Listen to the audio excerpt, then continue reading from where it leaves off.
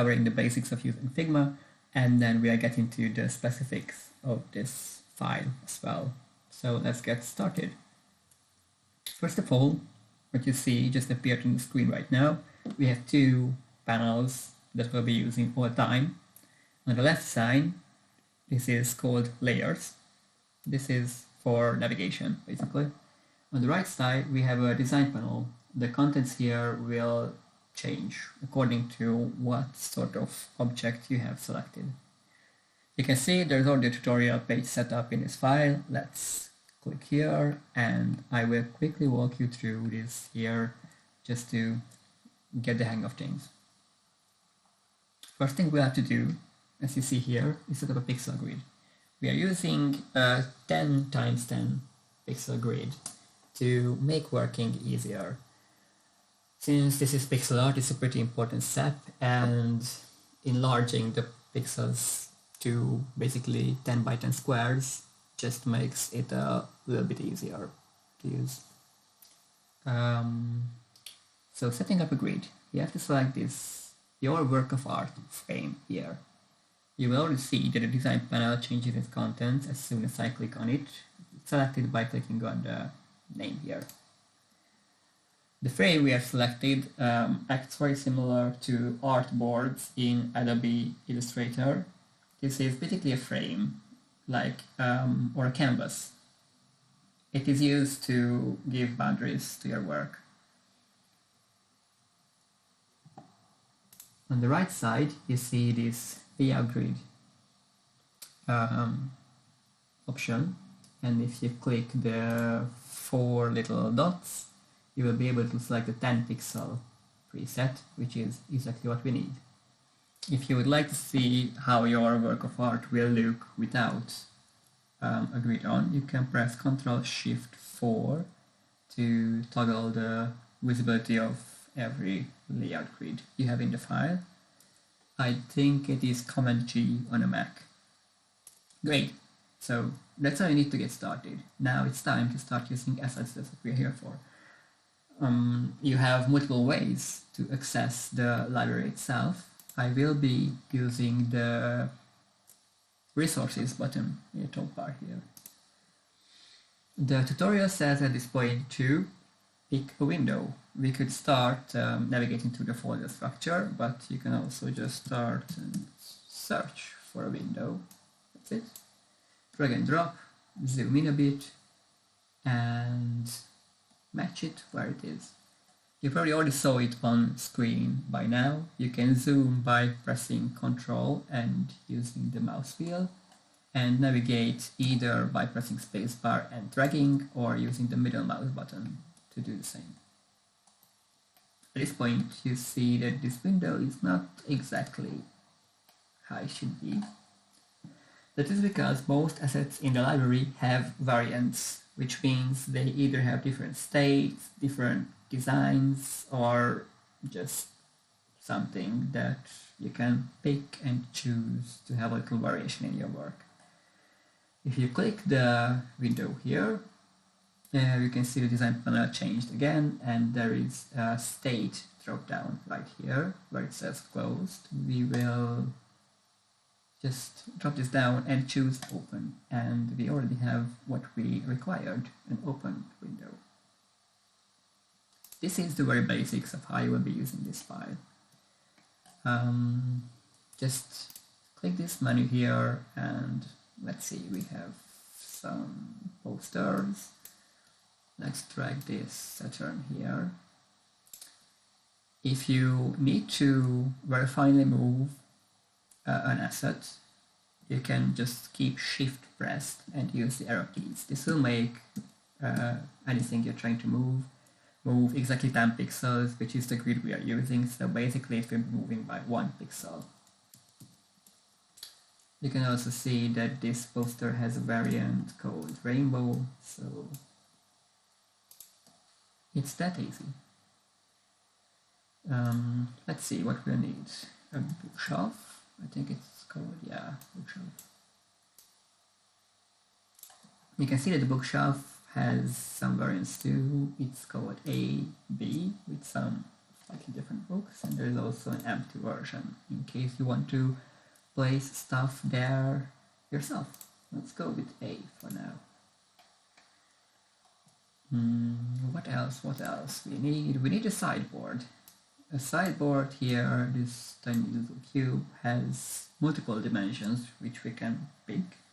We have a color and the size. For this file we'll be needing a white brown version, and just try to zoom in a bit and match it where it needs to be. If I keep pressing Alt and drag, I can duplicate the asset. You can also use with Ctrl+C and Ctrl+V, obviously. You probably saw that I also kept Shift pressed, which just makes it so that the asset itself only moves linearly. Nice. What else do we need? Sideboards that are narrow and wide. Let's place it over where it should be, and we will face an issue here. This is supposed to be behind the brown sideboard. There are multiple ways to fix this. I can either click with the right mouse button on the asset and just say send to back. There's also the shortcut, which is what you see on the screen right now. This is for moving forward, and this is for sending to back. Or you can move over to the left side where you have all your layers and pick the one you would like to move and move it into layer order. You can get it to the very front, you can get it to the very bottom, wherever you'd like.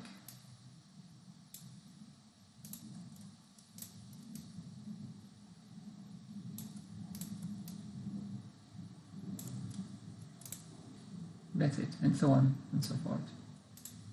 You can see on the original file that there are also some traits used to represent toys for the Lil Nouns. Every trait is available in the library as well. We can simply click the traits folder and pick head. We will need a volcano. At this point we can't see the faint version of the design we are trying to build. If you press this sideboard here and click the little eye next to it in the layers panel, it will just disappear. So will everything else be fine if I want them to. This makes it possible to align the little volcano with where it should be. We can again just Alt and drag to duplicate it, and we need a helicopter. No, it's a pirate ship, sorry. B, we have pirate ship. There you go. You can see they are in the front, so if we just click the eyes back, we are already nice and set up. I will not progress with this. You already get what I'm trying to say. Let's turn to another important part, which is using Lil Nouns. You have a little starter kit folder amongst resources, and there it is, a Lil Noun. It's pretty great. You can just drag and drop, and it's going to be here, roughly. Yeah, let's start with this one. What we'll have to do now is change the traits. You can do that by clicking the little arrow next to a Lil Noun. And you see there are body, accessory, head, classes, the traits you already know, and there's also one called mood, which I will be talking about a bit later. If you have so many components in this panel that you can't find where your Lil Noun is, simply clicking on him will navigate for you in the layers panel as well to the Lil Noun, or any other asset you are trying to find. Let's see, let's try to replicate. I think this is an orca head. Glasses are teal, I think. Teal. Yeah, body is PGA. Yeah, we'll go with that. And the little orca has an accessory which I don't really know, which is not a problem because you can see the page is a bit here. If you scroll a bit down, there will be traits. Here you will see every trait that you can pick in this file. We will have to zoom in on accessory, and that is it. It's called glasses. Cool. Let's get back to the tutorial. And we can pick the accessory, which will be glasses. Amazing. The only thing left right now for this real noun is to flip him. As you can see, he is mirrored in the file.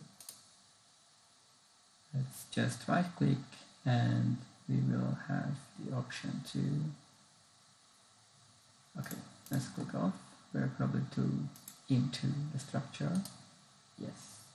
Now I right click and there is the horizontal shift H,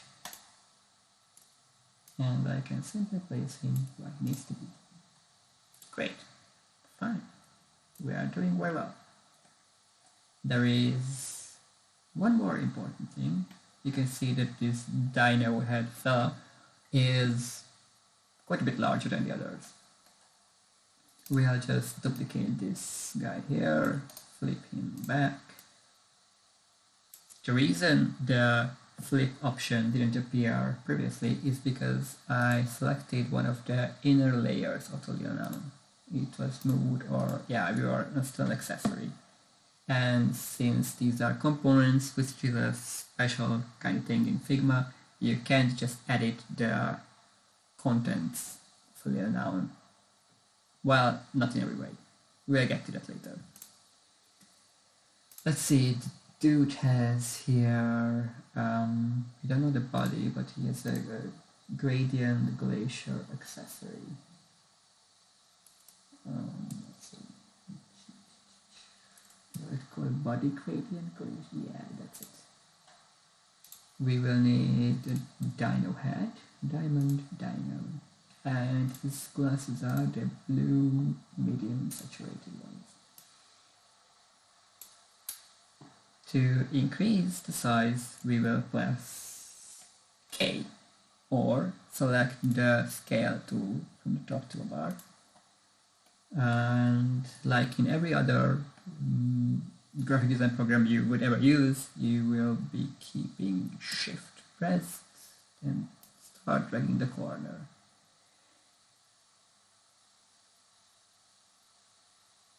Almost, yeah, there it is. You probably noticed that we went from 320 by 320 to 640 by 640 pixels. This is important because you will need to use the multiplies of the original size for the end result to be able to stick to the pixel grid you've set up. Of course, no one's stopping you from using, say, I don't know, this size, because no one is going to check on your end product. It's just nitpicking that I care about. There you go. Just a bit of dragging. You can see that the original picture has some slight misalignments too. For example, here Dino Dude is 3 pixels off his grid. We will correct this right now. Basically that's it. We could continue doing the same thing we've done until the tutorial is done and the image is ready. We can at this point click the frame, see the image overlay here, which you can just simply remove and look at your beautiful artwork. At this point you can also start customizing. For example, let's say I want an empty shelf and put something else on it. Let's see what we have. We have general objects. There you go. That's a potted plant. That's nice. Let's just drop it over here. What do we have in the education bit? A lot of stuff. For example, a globe. Let's just place it here, fits with the classroom theme very well. Maybe some clutter, sure, why not? Some books for this dude, and maybe his lunch as well. That's how you'll be building if you want to keep the assets within the library. Now, as I said before, these assets are called components in Figma. That is because you can't just edit them. They have a master component that is basically a parent. If a change is made to that, the change is going to be reflected in all other instances. You can see the master components in the respective page here in the top left side. For example, if you take a look at education, you will see that it's over here. What you can change, however, for these instances that are not a master component is colors. For example, if I select this poster here and scroll down on the right side a bit, you will see there is selection colors bit, which includes every color that is within the selection. That's self-explanatory. Let's say I want to change the background from a dark blue. I pick the dark blue and start scrolling down. The colors you see here are the colors which are used in the document colors. So they are almost exclusively the ones that are used in the already existing noun traits, so you can't really go wrong with them, but you can also just start mixing up something here for yourself. Let's pick this cherry pinkish thing. The bottom kind of gets lost. Let's go for green instead. Green. There you go. Now we have a green poster. Pretty cool, right? That is the basics of using the library. There will be some more advanced options that you might need. For example, if we move over to the artworks page where a bunch of examples are collected, these are all built in the same way that you just saw, except that sometimes there are just random rectangles added. For example, here you can add geometric shapes. You'll be using rectangles. This is pixel art. Right here at the top, you can choose rectangle or press R and just say 10 by 10 and lose it promptly. No. We have created one pixel, which then I can just drag, put in a pixel grid, match that, and I don't know, build whatever I'd like with it.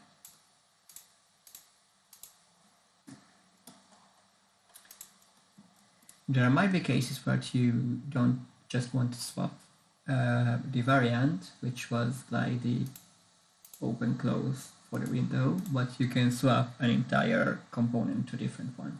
For example, if you want to make a new header for Lil Nouns, you can select the number 6 here either by double clicking or by pressing Ctrl and clicking, which will always select the smallest possible element you have under your cursor.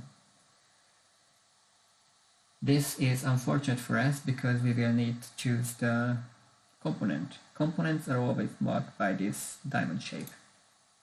Here we see the number 6 appears in the design panel, and I think next pick is number 8, so let's pick number 8. We have, is it it? I believe it is. Number 8. Amazing. Now I use the color picker here in selection colors to match the colors up. But if I want to give both of these elements a brand new color, I can just double click, keep pressing shift, click again, and choose a nice, I don't know, bright pink. Why not? There might also be cases where you are using a component but want to make some slight changes. For example, You can see these guys just sitting here on their cute little chairs. This is actually a school desk component, which is here in education. Yes, a school desk. It has front and back view, and you can choose it to be occupied. In this case, you can just drop down the school desk component as you would with just regular Lil Noun and change the traits exactly the same way.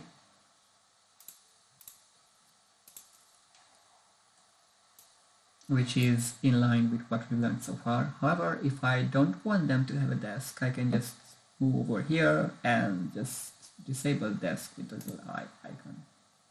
And that's how we got them here. I also mentioned that there are some custom options for Lil Nouns that are not the on-chain traits. Let's drag a Lil Noun in here. We can already see that we have a facing option where you can tell them to face backwards. Yes. This is what I talked about earlier. I can't seem to have the Lil Noun here in the layers navigation, so I'll just click him and I get navigated there. I can now change traits the same way as I would at any other time. We have head back variant with the which is usually the mouth removed, as you can see here with the back one. Glasses, and by default the accessory here is hidden the same way we hid the desk from the Lil Noun. If you feel like it would make sense, for example you have a full body gradient or something, you can just enable it and choose the body gradient you have. There is also another quite huge feature of the library, which is moods. You can click the mood trait and you once again have to select the head. It is not automatic, but the facial expressions are customized for each head. I'll show you a few examples. You can pick, for example, angry, asleep, sad, no, it's glad, sorry. We have some glances, can be happy, sad, sleepy, suspicious, there's a cute little wink, and some aggravated expression. This all also works in the case you have the red pupil glasses. However, I suggest you simply ignore this option if you use black RGB or full black glasses, as it really results in some pretty creepy stuff. You can either just leave the mode on default or just hide the layer as you learned to do already. If I want a different head, I will have to go over here, pick calculator, and to make the mode match, I will just come over here and pick calculator once again.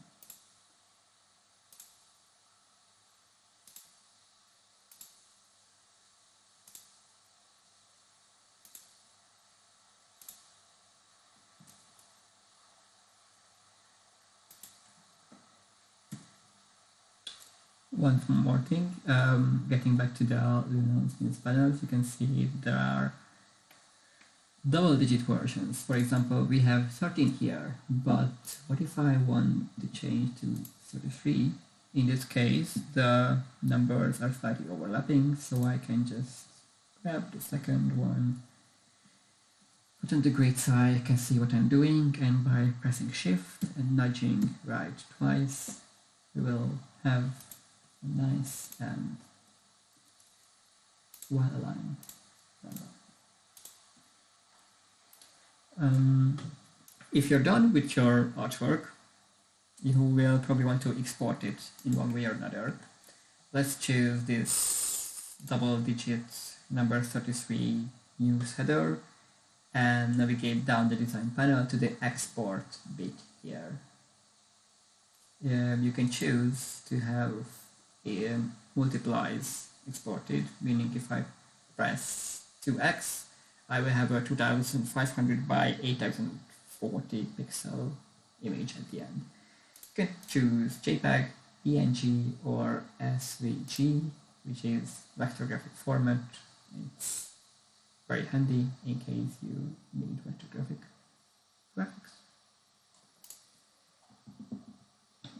In every case, I suggest starting out with drawing a frame when you are creating. It can be brought up with the button F or choosing the frame to control bar. You just drag and drop, and if you are unsatisfied with the result, you can just change it up here.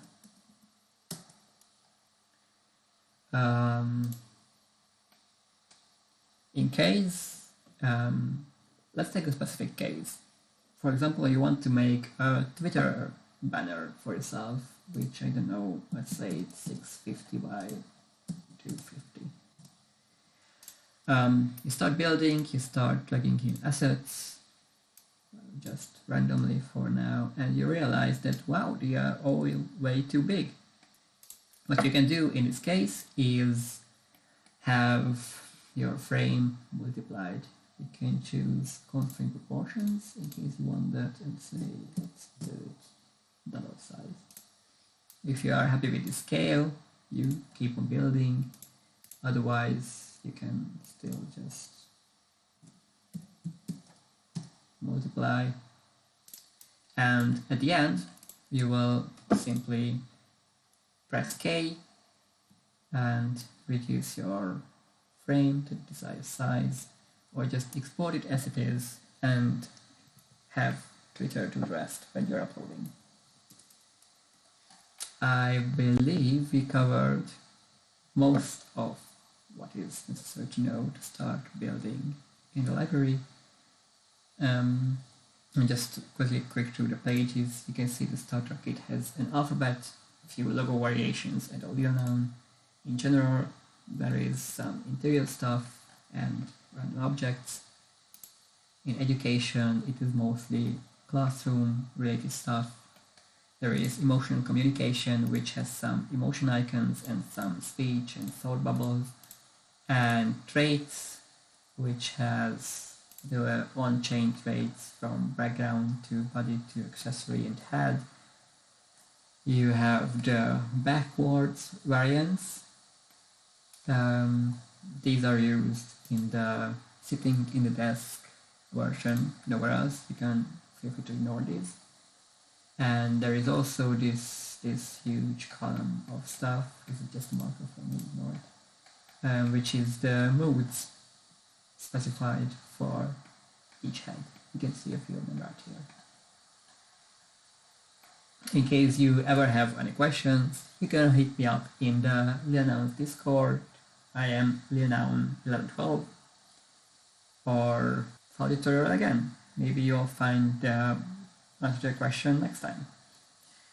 I would love to see if you create something what you have created. Again, available on Discord, on Twitter. This is the same, it's Lil Noun 1112. And the library is going to keep expanding. New assets are added every once in a while.